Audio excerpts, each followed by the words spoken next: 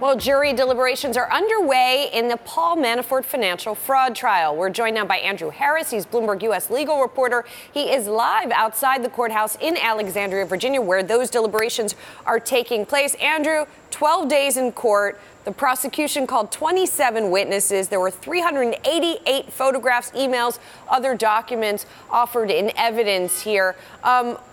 From the legal experts that you're talking to, how are they sort of gaming out this case and what verdict is potentially expected?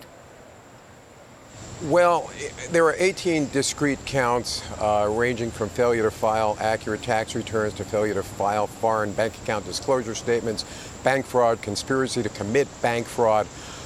Each one is a kind of a mini trial because the jurors, in order to convict, will need to agree unanimously, all 12 of them, on each count. If they don't agree or agree to acquit, that's another story. The defense spent a lot of time during the trial and yesterday at their summations trying to sow reasonable doubt. It's possible that they did that for some of the counts, possible they did not.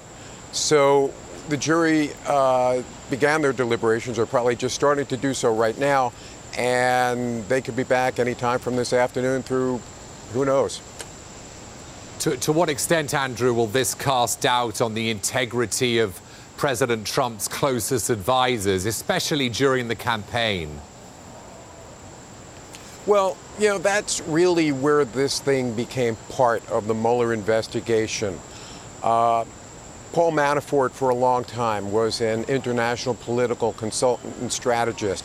Most prominently relevant to this case, he was working for former Ukrainian President Viktor Yanukovych and his party of regions when they took power in that country back in 2010.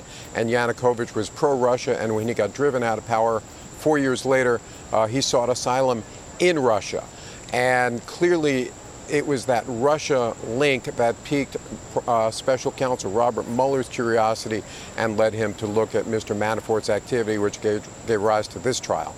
And Andrew, what do we know, if anything, about Manafort's cooperation with Mueller on other matters aside from what's being examined directly in this trial?